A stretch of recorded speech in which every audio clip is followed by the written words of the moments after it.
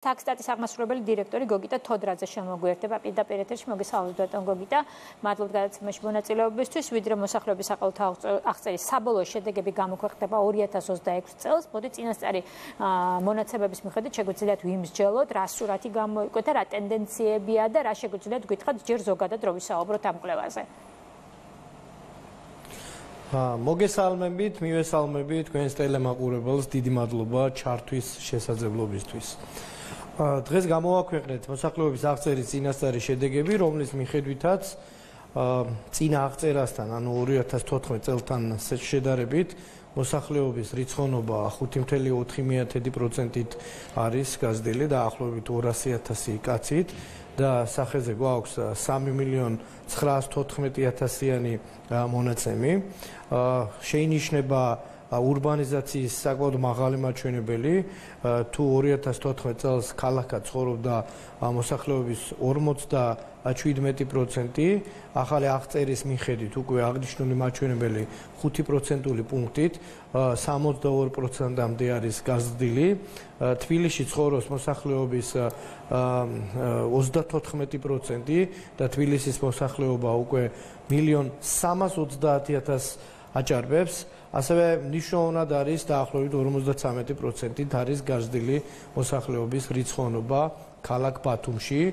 თუ 2014 წლის მონაცემებით ქალაქ ბათუმში 150,000 კაცამდე ცხოვრობდა, აღნიშნული მაჩვენებელი უკვე 235,000 კაცამდე არის გაზრდილი. თბილისის გარდა სულ 3 რეგიონია გამოკვეთილი, სადაც მოსახლეობის რიცხოვნობა გაიზარდა. ეს გახლავთ, როგორც უკვე აღნიშნე, აჭარის ავტონომიური რესპუბლიკა, ქვემო ქართლი და მცხეთა-მთიანეთის რეგიონი. დანარჩენ რეგიონებში შეინიშნება მოსახლეობის რიცხოვნობის კლების ტენდენცია. მოდით ახლა თანმიმდევრობით მივყვეთ იმას, რაც თქვენ ახლა მონაცემები მოიყვანეთ. პირველ რიგში მოდით საერთო ზრდაზე, რიცხოვნობის ზრდაზე ვისაუბროთ. 5.4%-ით არის გაზრდილი წინა შედეგთან შედარებით. 2014 წელს იყო ასეთი აღწერა ჩატარებული. აღწერას დაექვემდებარა რა წელს ქვეყანაში მუდმივად ცხოვრები საქართველოს ყველა მოქალაქე, ასევე ქვეყნის ტერიტორიაზე მყოფი უცხო ქვეყნის მოქალაქეები და მოქალაქეების სამხედრო პირები. სხვა შორის კრიტიკოსები ამბობენ, რომ სწორედ ამის ხარჯზე მოხდა მოსახლეობის ზრდის დაფიქსირება. თქვენ როგორ განმარტავთ ამ დეტალს? ეს გახლავთ საერთაშორისო სტანდარტი, რომელთაც ხელმძღვანელობს მთელი მსოფლიო ცივილური სამყარო და აღწერის ობიექტს წარმოადგენს სწორედ ქვეყანაში მუდმივად მცხოვრები მოსახლეობა, იქნება ეს საქართველოს მოქალაქე, იქნება ეს უცხო ქვეყნის მოქალაქეები თუ მოქალაქეობის არ მქონე პირები. სწორედ ამ მიდგომით ვიხემძღვანელეთ ჩვენ, არა მხოლოდ 2024 წლის, არამედ მთელი წინა პერიოდის აღწერებისას და შესაბამისად სახეზეა აღნიშნული მონაცემები. კი ბატონო, ქალაქში მცხოვრებ მოსახლეობათა რაოდენობის გაზრდა, ეს ჩვეულებრივ ტენდენციად უნდა მივიღოთ თუ მაინც საგანგაშოდ?